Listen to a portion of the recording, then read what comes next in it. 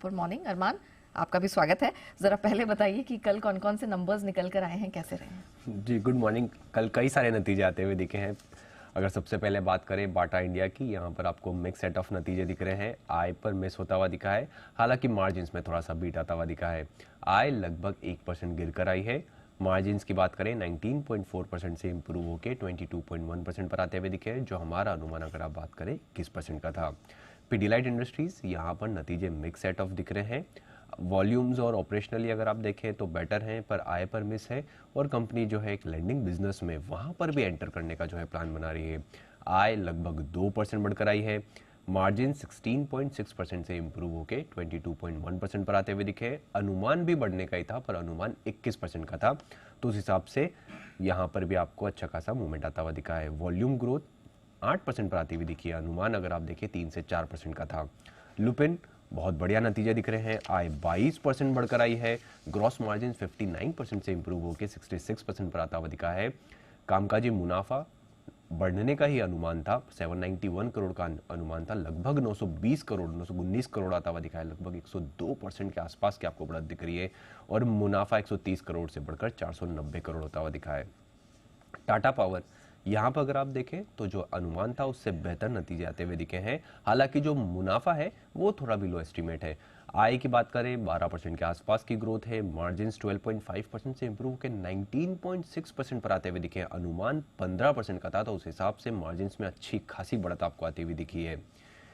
BHEL, यहाँ पर अगर आप देखें कंपनी को जो अगर आप देखें आय वहाँ पर 1.5% के आसपास की गिरावट है। और कामकाजी घाटा जो है वो बढ़कर आता हुआ दिखा है। 243.5 करोड़ का जो घाटा था पिछली बार, इस बार 390 करोड़ के आसपास आता हुआ दिखा है। हालांकि अनुमान अगर आप देखें तो लगभग 30 करोड़ के आसपास का ही था। MCX, यहाँ पर अगर आप देखें तो अनुमान से थोड़े कमजोर नतीजे दिख रहे हैं। आय की बात करें लगभग 29.6% बढ़कर आई है। कंपनी को घाटा आता हुआ दिखा है। कंपनी को जो पहले मुनाफा था 63.3 करोड़ का, इस बार घाटा आता हुआ दिखा है। लगभग 19 करोड़ का कंपनी को घाटा आता हुआ दिखा है। GNFC, कमजोर नतीजे दिख रहे हैं। आय लगभग 19.6% गिरकर आती हुई दिखी है। मार्जिन अच्छे खासे गिरकर आए हैं, 11.9% से गिरकर 8.1% पर आते हुए दिखे हैं। पावर फाइनेंस कॉर्पोरेशन, यहाँ पर अगर आप बात करें मिक्स सेट ऑफ नतीजे दिख रहे हैं। NII लगभग 3.1% गिरकर आई है। मुनाफा 28% बढ़कर आता हुआ दिखा है। और निम्स की बात करें तो निम्स भी 1H FY24 में लगभग 3.37% पर रहे हैं। PI इंडस्ट्रीज, यहाँ पर अनुमान से बेहतर नतीजे हैं। आय लगभग 19.6% बढ़कर आई है। मार्जिन अगर आप देखें 24.4% से इंप्रूव होकर 26.1% पर आते हुए दिखे हैं, जो कि अनुमान अगर आप देखें 24.6% का था। और अंत में यूनाइटेड स्पिरिट्स की बात करें तो अनुमान से बेहतर नतीजे हैं। आय गिर कर आई है 1.3%, पर अनुमान से बेहतर आती हुई दिखी है। और मार्जिन 15.2% से गिरकर अनुमान था कि 14.8% पर आएंगे, पर बढ़कर आते हुए दिखे हैं 16.4% पर। तो कुछ इंटरेस्टिंग सेट ऑफ नंबर्स आते हुए दिखे हैं, कुछ अच्छे कुछ कमजोर, and mix set of numbers की भी पूरी लिस्ट है। तो मार्केट आज इन पर रिएक्ट करता हुआ दिखेगा जब खुलेगा। लेकिन चलिए नुपुर, अब आपकी बारी आती है। हेल्थ केयर फार्मा स्पेस के दो बड़े नाम निकल कर आ रहे हैं, एक तो अपोलो हॉस्पिटल और बिंदु फार्मा। क्या एक्सपेक्टेड है? बिल्कुल, और अपोलो हॉस्पिटल के साथ शुरुआत करते हैं। यहाँ पे ऑपरेशनली नंबर्स कमज़ोर रह सकते हैं, लेकिन औरबिंदो फार्मा नतीजे काफ़ी स्ट्रॉन्ग आने की उम्मीद है। अपोलो हॉस्पिटल में देखें तो आपको जो आए हैं वो करीबन 11% से इस क्वार्टर में बढ़कर आ सकते हैं। कामकाजी लेवल पे देखेंगे तो 2% की ग्रोथ ही लेके चल रहे हैं। मार्जिन इनफैक्ट यहाँ पे थोड़े घट के आ सकते हैं, 13% से घट के 12% के मार्जिन रहने की उम्मीद है।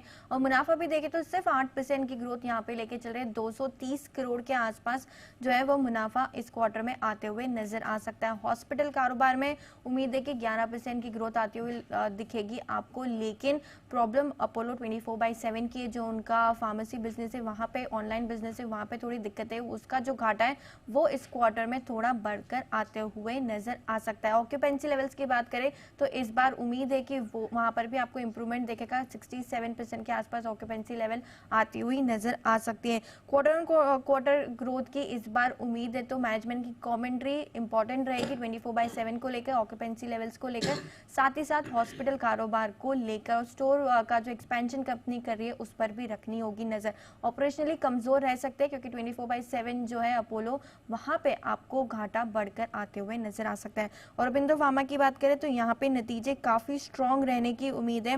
कंपनी की आय देखें तो 21% की मजबूत ग्रोथ यहाँ पे आती हुई नजर आ सकती है। कामकाजी लेवल पे देखेंगे तो 53% की ग्रोथ लेके चल रहे हैं। 1200 करोड़ से ज्यादा का मुनाफा इस क्वार्टर में आते हुए नजर आ सकता है। मार्जिन एक्सपेंशन की उम्मीद है, 17% के मार्जिन देखने को मिल सकते हैं और बाजार अनुमान लगा रहा है अगर हायर एंड पे देखें तो 19% के भी मार्जिन आने की उम्मीद है यहाँ पर। और मुनाफा देखें तो 60% से ज्यादा की ग्रोथ आपको आती हुई दिखेगी। लो बेस है लेकिन अच्छे नतीजों की उम्मीद है औरोबिंदो फार्मा से।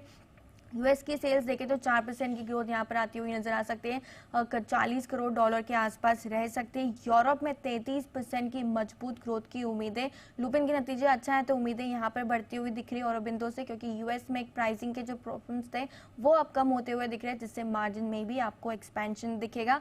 आने वाले क्वार्टर्स में यूएस से जुड़े प्राइसिंग कंसर्न्स और मांग पर मैनेजमेंट की कमेंट्री बहुत इंपॉर्टेंट रहने वाली है। और अपोलो हॉस्पिटल ऑपरेशनली थोड़ा weak, Aurobindo pharma super strong की उम्मीद है। Aurobindo pharma super strong numbers आते हुए दिखाई दे रहे हैं। ऑफ कोर्स अपोलो हॉस्पिटल पे तो नजर रहेगी। धन्यवाद नुपुर, वो पूरी रिव्यू दर्शकों के सामने रखने के लिए। अरमान, चलिए बैक टू यू, और कौन कौन से नंबर्स आने वाले हैं, खबरों के दम पर कहाँ कहाँ एक्शन रहेगा? बिल्कुल, आज भी कई सारे नतीजे हैं जिसमें आप निफ्टी की अगर आप बात करें तो अपोलो हॉस्पिटल, अडानी पोर्ट्स के नतीजे आते हुए दिखेंगे। F&O में कई सारी कंपनियां हैं जिनके आपको नतीजे आते हुए दिखेंगे। ABB India, Ashok Leyland granules, Ramco cement, Muthoot finance, Piramal enterprises और कई सारी कंपनियां जिनके आपको नतीजे आते हुए दिखेंगे। बजाज फाइनेंस बोर्ड बैठक में QIP के इशू प्राइस पर विचार किया जाएगा। SBFC फाइनेंस यहाँ पर 50% का एंकर लॉक इन वो खत्म होगा। एक्स डेट है GCPL में जहां पर इंटरम डिविडेंड है 5 का, और HP एडेसिव में जहां पर स्टॉक स्प्लिट हुआ था ₹10 से ₹2 का। IPO अपडेट्स में आस्कोटो IPO जिनका आज बंद होगा। ओवरऑल सब्सक्रिप्शन अगर आप देखें अभी तक लगभग 1.4 टाइम्स बढ़ता हुआ दिखा है। रिटेल का हिस्सा 1.7 टाइम्स। NI की बात करें तो 2.3 टाइम्स बढ़ता हुआ दिखा है। प्रोटियन ईगवटेक फाइनल सब्सक्रिप्शन अपडेट्स आ चुके हैं। ओवरऑल सब्सक्रिप्शन लगभग 24 गुना बढ़ता हुआ दिखा है। रिटेल का हिस्सा 9 गुना के आसपास, QIB का हिस्सा 47 टाइम्स के आसपास बढ़ता हुआ दिखा है। मंथली बिजनेस अपडेट्स में गति लिमिटेड, यहाँ पर आपको ध्यान रखना है क्योंकि अक्टूबर महीने का जो ऑपरेशनल अपडेट्स में वॉल्यूम्स ग्रोथ लगभग 22% के आसपास आती हुई दिखी है YOY, और मंथ ऑन मंथ देखें अगर आप तो 3% के आसपास आती हुई दिखी है। IRB इंफ्रा, यहाँ पर जो अक्टूबर में टोल कलेक्शन है वो 30% बढ़कर आया है।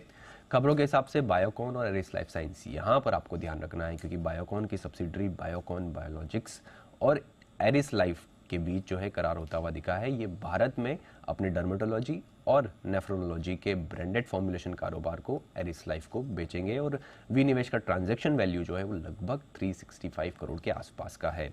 टीटागढ़ रेल सिस्टम, यहाँ पर बोर्ड बैठक में फंड जुटाने को मंजूरी मिलती हुई दिखी है। कंपनी ने QIP के जरिए लगभग 700 करोड़ तक फंड जो है जुटाएगी। और अंत में रामकृष्ण फोर्जिंग, जहाँ पर QIP लॉन्च होता हुआ दिखा है। फ्लोर प्राइस 644.5 के आसपास प्रति शेयर का रखा गया है, जो कि मौजूदा भाव अगर आप देखें तो 6.7% डिस्काउंट पर है। QIP के जरिए कंपनी लगभग 1000 करोड़ जुटाएगी और 13 नवंबर को कमेटी की बैठक जो है जिसमें इश्यू प्राइस पे फैसला लिया जाएगा।